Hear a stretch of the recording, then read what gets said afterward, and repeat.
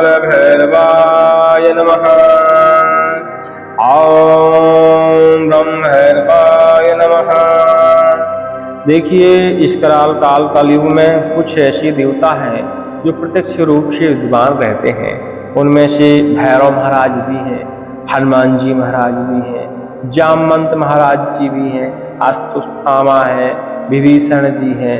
ऐसे कुछ देव हैं, इष्ट हैं जो प्रत्यक्ष रूप से इस धरती पर विद्यमान रहते हैं और हनुमान जी महाराज को कलयुग के अंत तक इस धरती पर रहेंगे। तो हम आपको बता दें कि भैरव महाराज का आज हम जो मंत्र के बारे में आपको बताने वाले हैं, यह विघ्न संकट नाशक मंत्र है। देखिए, हमारे जीवन से विघ्न यदि दूर हो गए तो सारी समस्याएं दूर हो जाती हैं। हमारे जीवन में विघ्न संकट नष्ट हो गए तो समझ लो कि हमारा जीवन सुखी सुखी है। भाई, संकट कितने प्रकार के होते हैं, असंख्य प्रकार के संकट होते हैं। रोग संकट, धन का संकट, कर्ज की दिक्कत, खाने का संकट, तंत्र संकट, भूत प्रेत संकट, शत्रु का संकट, समस्त प्रकार की बाधाएं होती हैं, बहुत प्रकार के विघ्न होते हैं। कुछ भी आपके जीवन में बुरा कर सकता है। इन समस्त प्रकार के संकट, विघ्न, विपत्तियों को हटाने के लिए भैरव महाराज का एक छोटा सा मंत्र है। इसका आपको नवरात्रों में जाप करना होता है। नवरात्रों में आप प्रारंभ से लेकर और 9 दिन तक जाप कर सकते हैं। आम समय में इसे आप 41 दिन तक जाप करेंगे, लेकिन ध्यान दीजिएगा कि नवरात्रों में इसे 25,000 आप जाप करेंगे तो इसका फल मिलना आपको शुरू हो जाएगा और फिर इसकी संख्या धीरे धीरे बढ़ती रहेगी। आप में प्रतिदिन जाप करते रहेंगे, क्योंकि आप जब एक बार जाप शुरू हो जाता है तो फिर व्यक्ति को तब तक नहीं छोड़ना चाहिए जब उसके विघ्न विपत्ति संकट पूरी तरह टल ना जाए। तो नवरात्रों में भगवान भैरव का ध्यान, स्नान, पूजा, विधि विधान, नौ धूप, दीप, नैवेद्य ये सब अर्पण करने के बाद रुद्राक्ष की माला से इस मंत्र को आप जापन शुरू करिए। जरूरी नहीं है एक दिन में आप 25,000 कर डालें। आप 9 दिन का समय है, 9 दिन में 25,000 आसानी से हो जाता है। आप चाहें तो 9 दिन में 51,000 जाप कर सकते हैं। हमने तो सिर्फ 25,000 ही आपको बताया है। 25,000 जाप वो जाप है जिसमें आपको परिणाम दिखना शुरू हो जाएंगे। इसके बाद जब आपको परिणाम दिखना शुरू हो जाएंगे तो लोगों की श्रद्धा फिर 10 गुनी बढ़ जाती है। तो 10 गुनी जब श्रद्धा बढ़ जाती है तो लोग फिर अपने आप ही 51,000, 1,00,000 अपने आप ही जब पूरा हो जाता है करते रहते हैं। लेकिन क्या है, इस कराल काल कलयुग में भगवान की किसी भी श्रद्धा की जरूरत पड़ती है।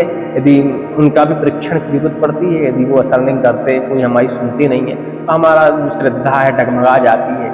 इससे में मंत्र कार्य करना बंद कर देते हैं, हमें फल मिलना बंद हो जाता है, बहुत सारी चीजें गड़बड़ा जाती हैं।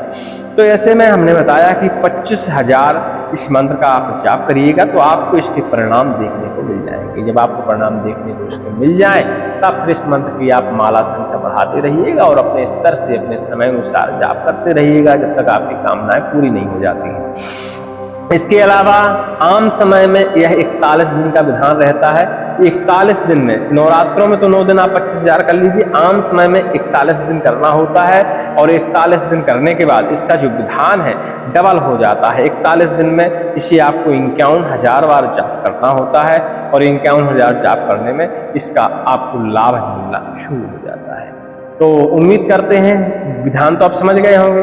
अब देखिए, प्रतिदिन विधि विधान बैठकी हम नहीं कर सकते।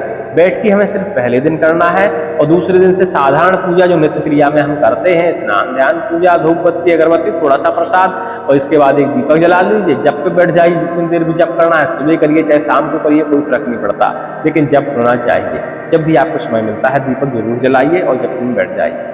फिर इसके बाद अपना माला को स्थापित कर दीजिए। जब समाप्त हो जाए, 1 माला, 2 माला, 10 माला, 11 माला करने के बाद अपनी माला को माथे में लगाइए और बढ़िया पूरे स्थान में अपने रख दीजिए। उठ जाइए और अपना खाना पीना खाइए, सो जाइए, जो भी करना है करके। यह क्रिया आपको नित्य प्रतिदिन करनी पड़ेगी।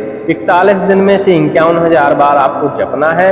आपकी दुनिया में कितनी भी बड़ी मनोकामना हो, कितना बड़ा संकट क्यों ना हो, यहाँ तक कि कहा जाता है कि मरने वाले व्यक्ति के प्राण भी इस मंत्र की ताकत से लौटा लिए जाते हैं यदि आप सही विधि विधान से अनुष्ठान करते हैं तो चलिए, आप अनुष्ठान तो इसका समझ गए। हमारा लास्टवां दिन चाहे नवरात्रि का हो चाहे 41वां दिन हो, उस दिन टोटल जो आपने जप किया होगा उसका 10% हवन करना बार है तो इस बात का आप ध्यान रखिए करिए। जैसे नवरात्रों में 25,000 की जप की बात थे तो 25,000 का 10% निकाल के उसका आप हवन कर दीजिएगा। और यदि 41 दिन में 51,000 जाप करते हैं तो उसका भी 10% निकाल के आप हवन जरूर करिएगा। ठीक है, मंत्र ध्यान ओम ओम सौम्यां राम लाम वां गौं महाकाल भैरव सर्व विघ्न नाशय नाशय ह्रीं ह्रीं फट स्वाहा। इस तरह का देखिए मंत्र है, बढ़िया से इसको कंठस्थ करिएगा और मन लगा के भगवान भैरवनाथ के भोलेनाथ का पूजन करने के बाद बढ़िया से श्रद्धा विश्वास के साथ ध्यान करते हुए बढ़िया जप करिएगा। कितना भी बड़ा विघ्न हो वह टल जाएगा। तो कितनी बड़ी रोग व्याधि हो वो भी एक प्रकार का विघ्न ही होता है, वो भी आपकी समाप्त हो जाएगी। कितना बड़ा प्रेत हो भैरव महाराज के सामने अपनी प्रार्थना रख के आप जाप शुरू करते हैं वो भी समाप्त हो जाएगा। ठीक है, चलिए सभी को जय श्री राम। जय हनुमान जी महाराज की। ज़्यादा देर बैठ नहीं पाती इसलिए छोटे छोटे वीडियो बना रहे हैं, आप देख लीजिएगा। हो सकता है किसी का भला हो जाए जो भी इच्छुक है इस मंत्र को पढ़ने के लिए। तो नवरात्रि है तो आपको 25,000 जाप करना है और अन्य समय में किसी भी दिन से शुरू करिएगा तो 41 दिन के अंदर 51,000 जाप करना होता है। और 51,000 देखिए कोई बड़ी संख्या नहीं होती है। मंत्र का साइज जो शब्दों की संख्या देखा करिए। इस मंत्र की जो माला है आपकी 5 मिनट में 108 बार पूरी हो जाएगी। हो सकता है आप पहली बार पढ़ें तो 10 मिनट में एक माला आपकी पूरी हो। तो इस हिसाब से टारगेट लगा लीजिएगा कि दिन में आपको कितनी माला करनी चाहिए जिससे आपका 51,000 बार जाप जो है 41 दिन में संपूर्ण हो जाए। तो माला आप निकाल लीजिएगा और फिर बाद बढ़िया आराम से जब कर लीजिएगा। वैसे 11, 12 या 13 माला पढ़े 13 माला पढ़ेंगे एक दिन में तो आराम से 13 माला हो जाती है। छोटा सा मंत्र, कोई दिक्कत नहीं है। 5 माला सुबह करेंगे, 5 माला शाम को करेंगे, बढ़िया से आराम से हो जाती है। मतलब 1-1.5 घंटा सुबह लगेगा, 1.5 घंटा शाम को लगेगा। आपकी 11 माला, 12 माला, 13 माला एक दिन में आराम से होंगी और 41 दिन में 51,000 आराम से जब संपूर्ण हो जाएगा। ठीक है, तो जब संख्या सुन के टेंशन नहीं लिया करिए क्योंकि बिना प्रयास के बिना मेहनत के कुछ नहीं मिलता। आप सोचते हैं कोई मंत्र ऐसा मिल जाए 11, 12 बार, 25 बार जपना पड़े और कांड हो जाए, तो ऐसा देखिए होने लगे तो हर व्यक्ति फिर अपना काम चला ले। बिना परिश्रम के कुछ नहीं मिलता। परिश्रम जब आप करेंगे, श्रद्धा बनाए रखेंगे, मन आपका भगवान के प्रति लगा रहेगा, अपने आप भगवान मजबूर होकर आपके ऊपर कृपा करेंगे और आपका कल्याण हो जाएगा। जय श्री राम।